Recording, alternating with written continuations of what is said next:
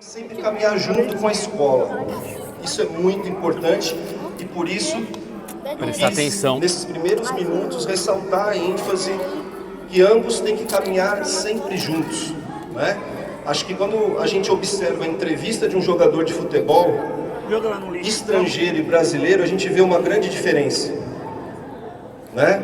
Hoje em dia a gente tem muitos problemas, a gente percebe que a gente tem o atleta, mas não tem uma pessoa mais bem formada, mais bem preparada, ela se torna um atleta melhor, que tem uma longevidade dentro da carreira, né? Milionário, todo mundo que é bem sucedido no esporte pode ser, mas ter uma vida longa e deixar um legado, são poucos que conseguem fazer isso. E para fazer isso a gente precisa ter uma formação bastante sólida, na família, na escola também. Então vocês pais, inclusive, eles tinham desempenho mediano na base. Então a gente tem que ter cuidado, né, com esses resultados imediatos. Resultado imediato, a gente tem que ver com muita cautela. Pode ser que ele tenha sido exposto de uma maneira incorreta a uma exigência muito forte, a uma linguagem inadequada, a um estresse emocional, a uma sobrecarga física. Então aquele resultado imediato que a gente vê na quadra, às vezes foi produto de um estresse muito grande que os filhos de vocês podem estar sentindo. É quando a gente especializa a criança muito cedo para ser campeã numa modalidade. A especialização precoce é a maior inimiga da formação de novos talentos. Então tem vários estudos provando que quanto mais cedo eu especializo, pior é para eu formar um futuro talento. A especialização precoce ela traz o resultado imediato, mas em médio e longo prazo ela mais atrapalha do que ajuda a formação dos talentos. Por outro lado, a iniciação precoce é uma palavra bem parecida a que eu falei antes, a especialização. Essa é ruim. Iniciação precoce, o que significa? Começar cedo. Começar cedo não é ruim, desde que seja um trabalho adequado, um trabalho focado em habilidades motoras. A gente tem que lembrar que o atleta de futsal bom é o atleta criativo, é aquele que sabe resolver problemas na quadra. Quem que resolve melhor os problemas? O que tem um repertório motor mais amplo ou um repertório reduzido? Né? Quem tem um repertório mais amplo tende a resolver melhor os problemas do jogo. É isso que a gente tem que querer que o nosso filho seja estimulado, a ele desenvolver esse repertório.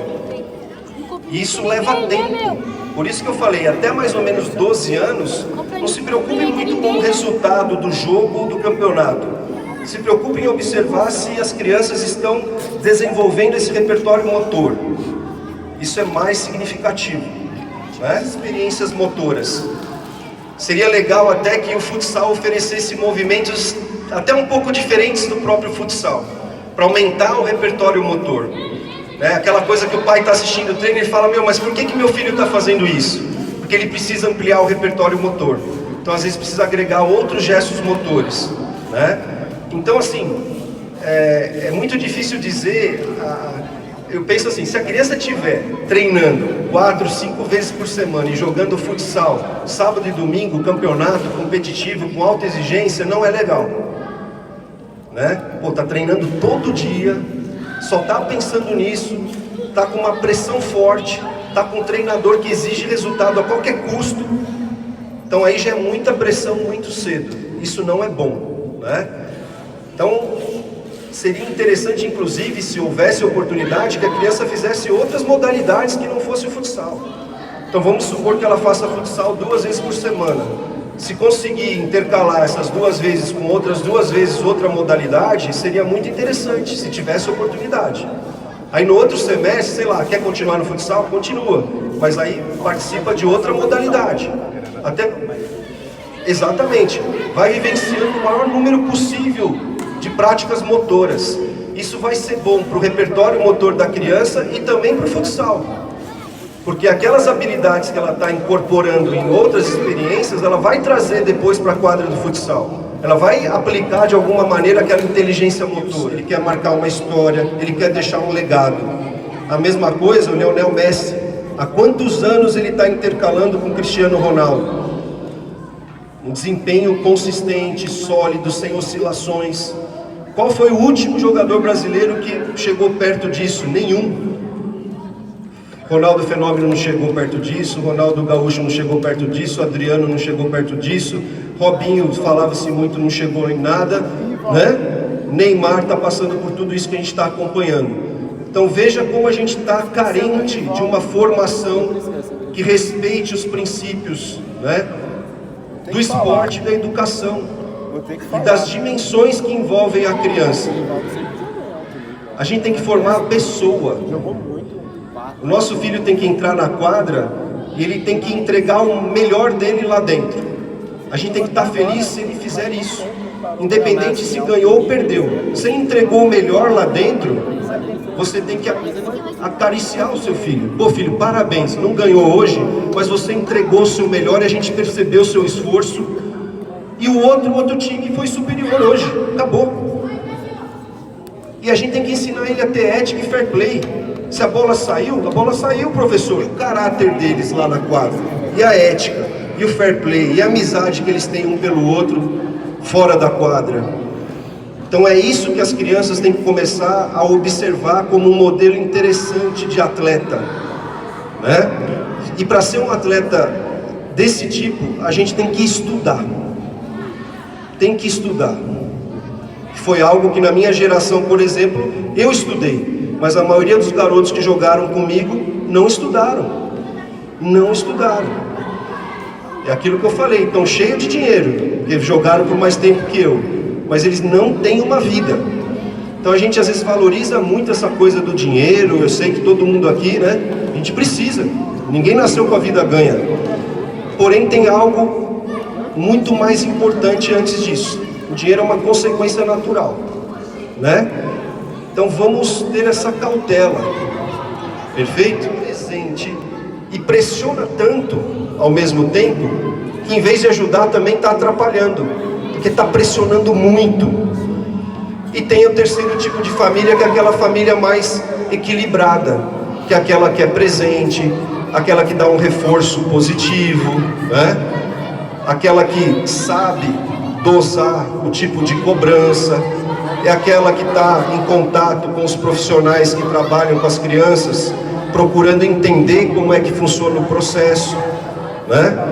Então, vocês também precisam, como pais, começarem a fazer uma autoavaliação de que tipo de pai, que tipo de família eu estou sendo para o meu filho, né?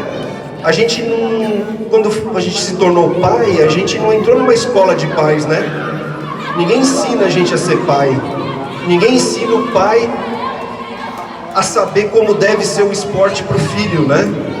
Então hoje, de repente, eu estou aqui para falar um pouco disso. Falo, olha, cuidado. Essa etapa aqui é uma etapa rica para desenvolvimento motor. O atleta vai sair desse trabalho aqui. E aqueles que não forem atletas vão levar o esporte para o resto da vida, né? Isso é o mais importante. Pergunta aqui. Eu costumo dizer que o brasileiro, antes de qualquer coisa, ele está falido na questão humana, né? Mais do que necessariamente na questão econômica, né? A gente já faliu na questão humana, infelizmente. E perpassa muito desses comportamentos que você está falando, que às vezes são essas pequenas coisas, né? É andar pelo acostamento, é a fila dupla na faixa na escola, enfim, né? O desrespeito ao mais velho, ao professor, às autoridades, é querer levar vantagem, não ter ética, não ter fair play. Então a gente está falido na questão dos valores, né? E a gente que é pai, eu também tenho filho, né? A gente bem sabe o quanto é difícil a gente preparar os nossos filhos para viver num mundo onde quem está ao lado, infelizmente, deixa muito a desejar em tudo isso, né? E o futsal, ele acaba sendo um desdobramento do que acontece em qualquer outro contexto da nossa vida, né? Então, o que a gente vê nas quadras de futsal realmente, às vezes, é muito chocante, né? Às vezes os pais se transformam. Às vezes os filhos estão lá dentro, eles olham um pouquinho para fora e eles falam, meu, o que está acontecendo? Né? Então isso é muito ruim, né? A gente não está ajudando se a gente agir dessa maneira. A gente está atrapalhando a formação dessa criança e das próximas gerações. Isso não é um problema exclusivo do brasileiro. Parece que todo pai de filho atleta se transforma em algum momento. Seja qual for a classe social, o nível de escolaridade, seja qual for, parece que o pai se transforma, né? Nos Estados Unidos tem histórias, por exemplo, de 2 tenistas que entraram na justiça contra os próprios pais, para eles não assistirem mais os treinos de jogos, que eles estavam atrapalhando, e ganharam na justiça. Então tem muitas histórias de atletas promissores que não chegaram a alto nível justamente pela conduta dos pais. Na nossa área de ciência do esporte, educação física, é um tema muito estudado: a influência dos pais na vida esportiva dos filhos. E acreditem, às vezes, na maioria dos casos, mais atrapalham do que ajudam. Então, às vezes, aquele comportamento que a gente sem perceber manifesta aí na arquibancada, pela emoção, pela paixão, tem que ter muito cuidado. E eu acho tão interessante porque esse mesmo pai, se bobear, ele não vai na reunião pedagógica da escola. Nenhum pai nunca brigou para assistir aula de português dentro da sala de aula, até porque não é permitido, né? Então por que no futsal ele exige tanto, né? Perto do campo. E tem alguns campeonatos que eles também não assistem. São Paulo não permite, porque fica um ambiente melhor para formar criança, por incrível que pareça. Então perceba o quanto às vezes os pais podem ser muito nocivos. Então a gente tem que ter muito cuidado, né? Os prejuízos são grandes.